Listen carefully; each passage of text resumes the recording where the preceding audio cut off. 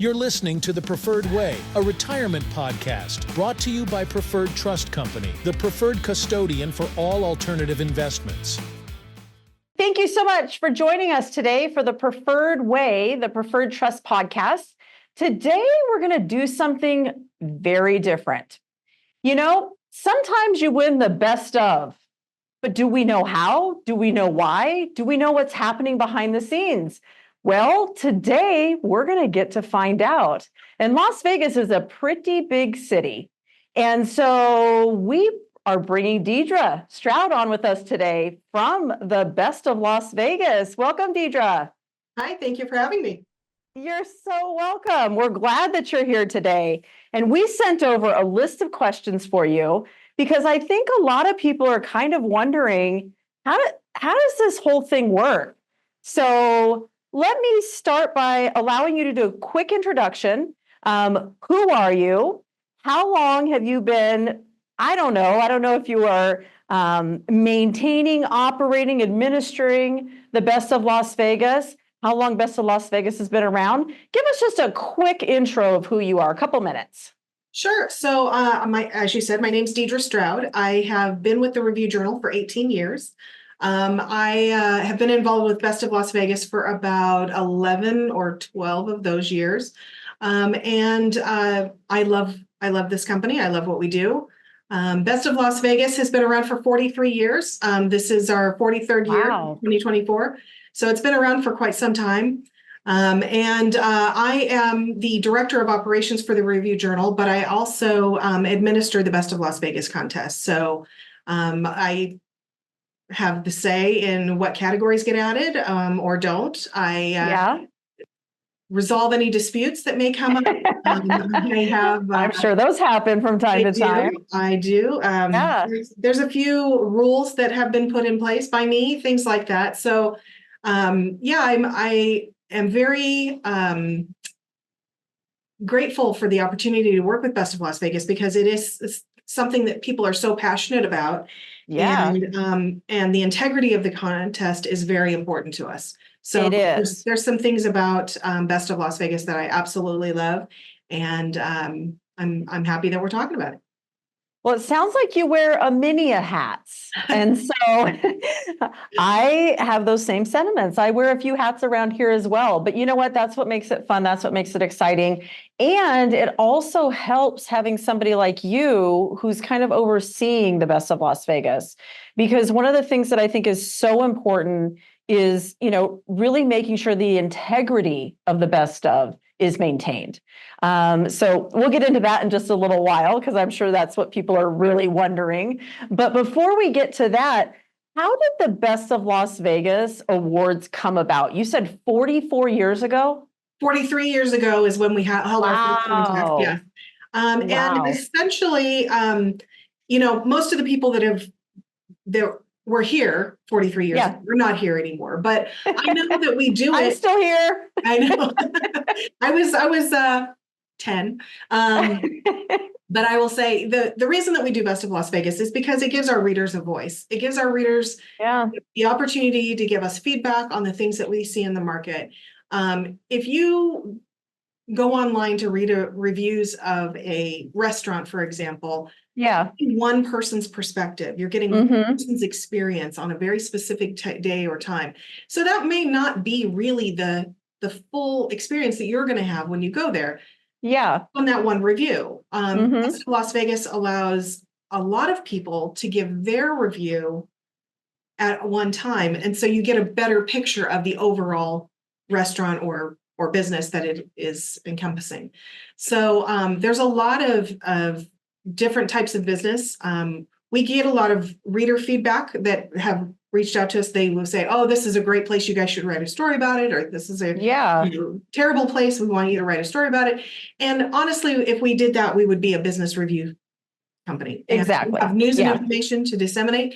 But there is the people who really make the decisions, the purchasing power in the market are the readers and the voters of Best of Las Vegas. Absolutely. So evolution had to occur, right? So 43 years ago, we were talking about print, right? So you'd have to get it in the newspaper. at that time, and so much has changed since then. I think so much has changed, and we're just trying to keep up with the fire hose, right? Sure. So I think our listeners probably know what happened then, but I'm going to assume, was it direct mail voting?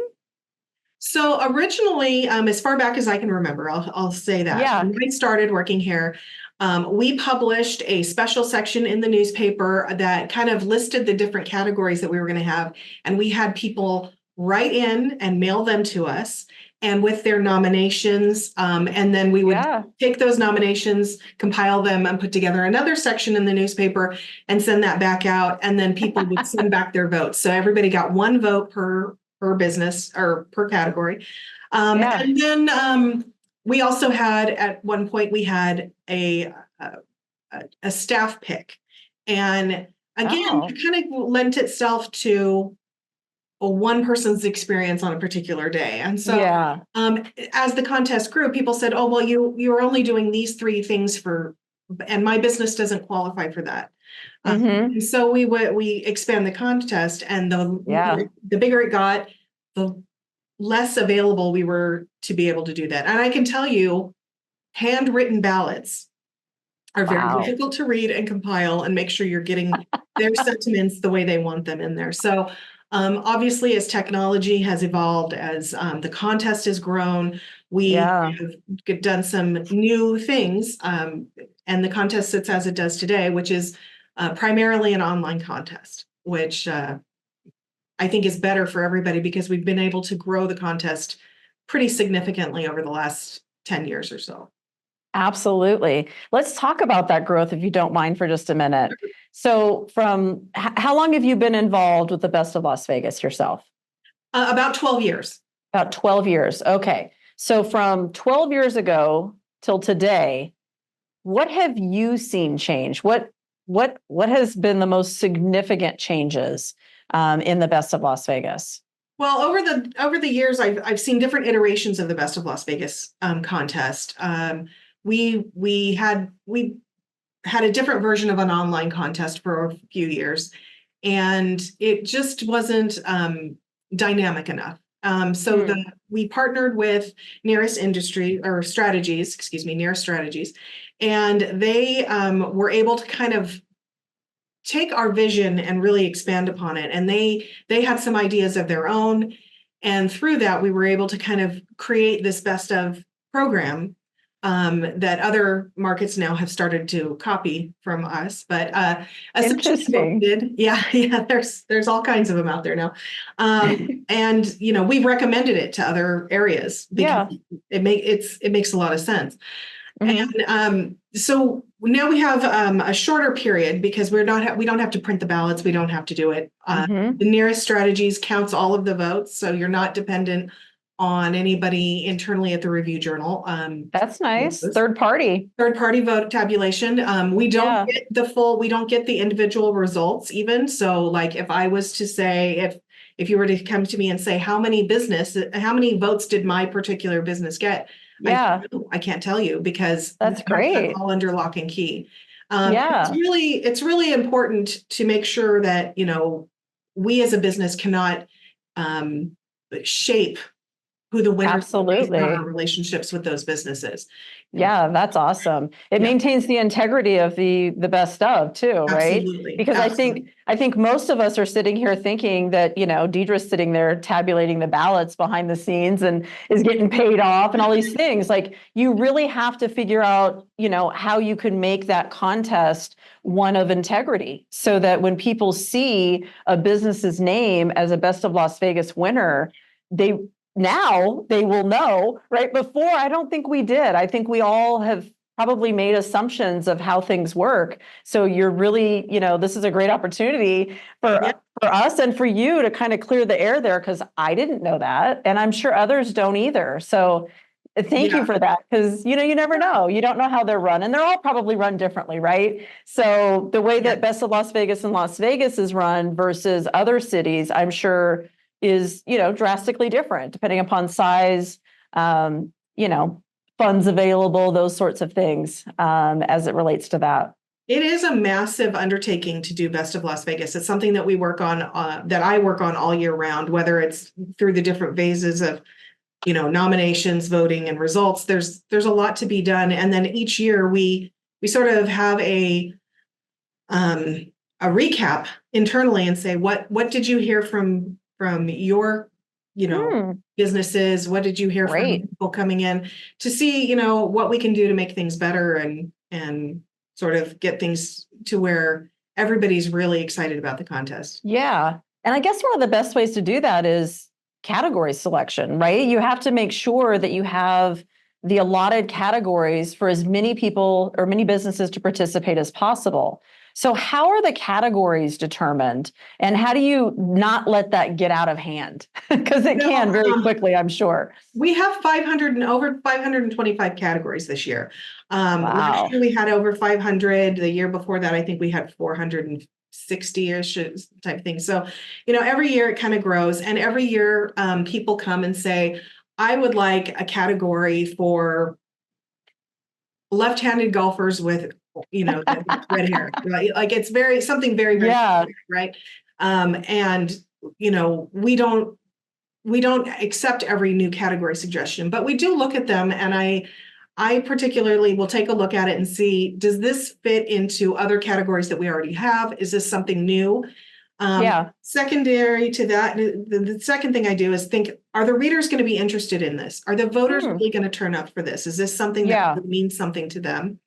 And then third, I also make sure that there's enough competition in the market. So if there's only one business that does what that one business does, then they're not going to be eligible for Best of Las Vegas, because there's nothing to compete for. They could be the worst of that business just as easily as they could be the best of that business. So categories are selected. Obviously, as it grows, it's because somebody has reached out and said, what if this category, or we've looked around our city and said, there's a lot of these types of businesses popping up. We should really talk about that, and some of them have a shelf life. Not all of them are going to live forever. I know the next one of the new ones that we have this year is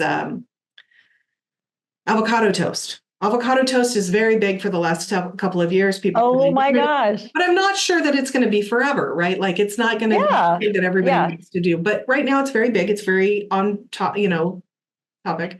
So it is. We let that one go, and we let it go. And as long as there's enough votes over the course of the year, like I said, I don't get the number of votes, but I will ask, what are the categories that got the least amount of votes, so that I can are these things that people really engaging with?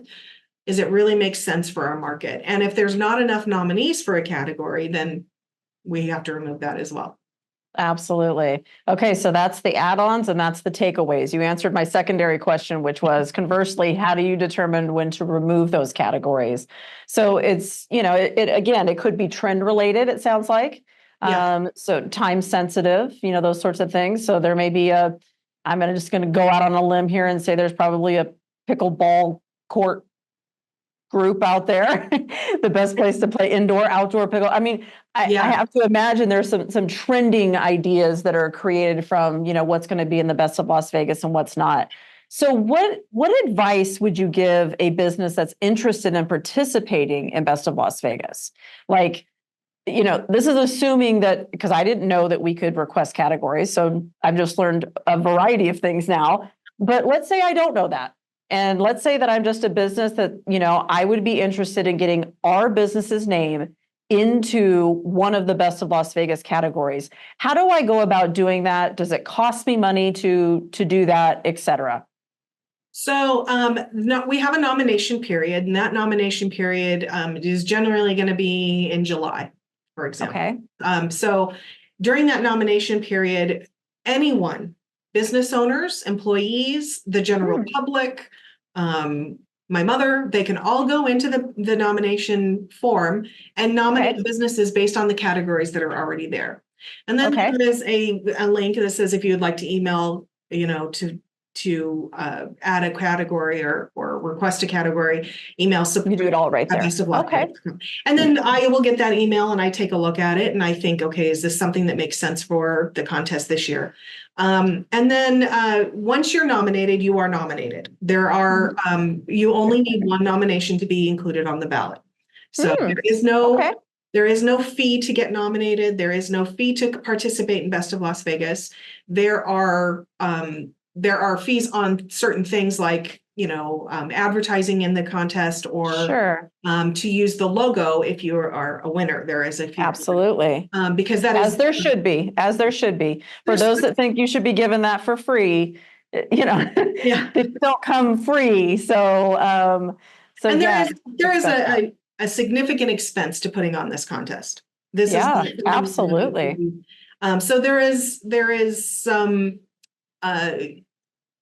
great things about it. So I get businesses of all sizes that want to participate in Best of Las Vegas, and I tell them go for it. Absolutely go for it. Yeah. There are things you can do without spending any money to try to win, but it's not just about winning the contest. It's also getting your name and your brand in front of a huge amount of people who are going to be voting, who are going to be looking at those ballots. We had over 13 million votes this year.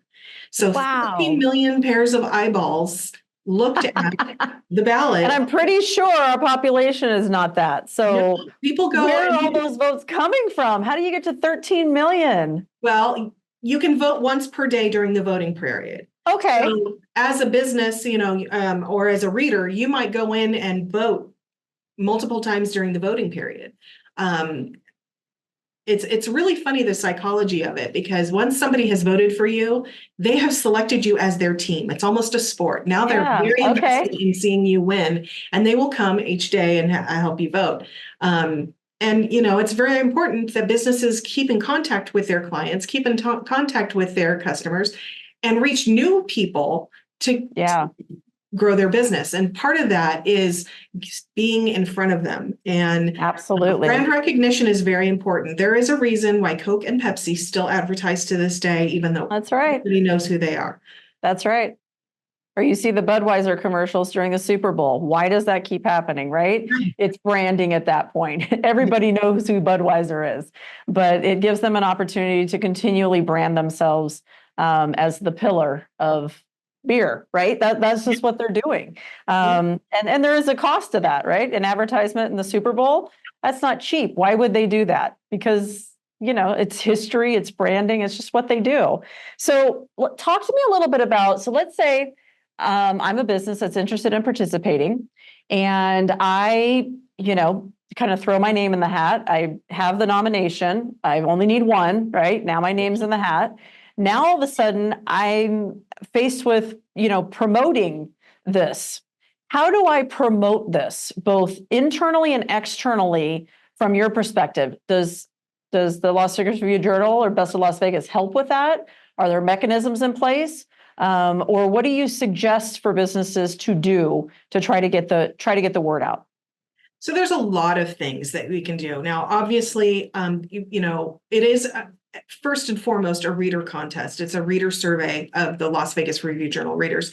But it's also, it's become more than that over the years, and more people are engaging with Best of Las Vegas than ever before. Every year we see these numbers climb. And one of the things I would say to do is realize that your message is going to go out to a lot of people. So you want to make sure you're considering this part of your marketing efforts. There are things that you can do, that you can purchase to be on the ballot. So there's banner ads on the ballot. There are what we call ballot buttons. So in the list of nominees for that category, a ballot button will be next to your name. It kind of helps draw your name out of the crowd, so to speak. Yeah. You have a custom voting page, which is, it's basically anything that you're nominated for is on this one, page and link, and you can send that out. And those are very powerful, I will say. You can go, you can attach those to emails. You can put those in, on your website. You can put a QR code on the bottom of your receipt if you have a brick and mortar location. Yeah. you can, do that. Make sure your employees know that you're in the contest and what you're trying to True. accomplish with the contest. They are going to be your biggest advocates. Engage Absolutely. and then list your current customers to advocate for you. They are the ones that are going to know, what kind of business that you do. So you kind of have to keep them top of mind, and then don't just do it once. You have to do it throughout. Yeah, every day it sounds like. You should, absolutely. There are every businesses day that are really good at this, and they will go every day and say, don't forget to vote for us today. Don't forget to vote for us today. And there's customers who are like, oh, I just told them to vote for me once. And, depending on the category, it might be okay. Could be enough. But there are some categories that are very competitive, and you can see the competition, obviously. Okay, give me the most competitive category. I think I already know what it is, because if you live in Las Vegas and you drive on the freeway, but go ahead and give it to us. What is the most competitive category? The accident injury law categories are very, ding, ding, ding. very competitive. However, there are also some for, the casinos, the players' commissions. Flooring sales is very competitive. Really? Yeah, yes, very competitive. Then you've got, the dining categories are very competitive. The ones that are maybe smaller are maybe a little bit more niche, but they're still within that category. They want to win. But the ones that are the most competitive are those three that are very, accident injury lawyers. Those are very, very, very competitive. And then casinos are very competitive. And then those smaller restaurants that are maybe not in the casino, they want to fight for your business. They want you to come and try them. And, as a personal story, I can tell you, when I have people coming into town, and they want to go see Vegas or whatever, I will pull out the Best of Las Vegas and hand it to them and say, tell me where you want to eat. And they use that as a guide, because they don't know what restaurants are around. And I'm like, these people have already advocated and said this is good food. So that's right. If you want to go, I will take you. Yeah, it's like the business directory of Yelp, right? It really is. For all types of businesses. It's not just about food, it's about all types of businesses and what the general public has to say about it. Exactly. So, they always say, ask a local where you should eat. And in this particular case, that's what you're doing. You're asking a local, where should I put my hard-earned money, whatever type of business it is, even if it is avocado toast, right? Right. The best avocado toast, which, by the way, I love avocado toast. That's why I found it interesting. I'm like, really? That's a thing? Oh my gosh, I'm going to have to go see who wins that in that category, because that's not something I would typically engage in looking at. All right. Thank you, Deidre, so much for giving us all this information. It is so compelling to hear what happens from a business perspective of Best of Las Vegas. Stay tuned for the second episode of How Does This Affect You as a Voter? Thanks for joining us for another episode where retirement savers meet alternative investments. Can't wait for the next episode to learn more? Visit our website at preferredtrustcompany.com.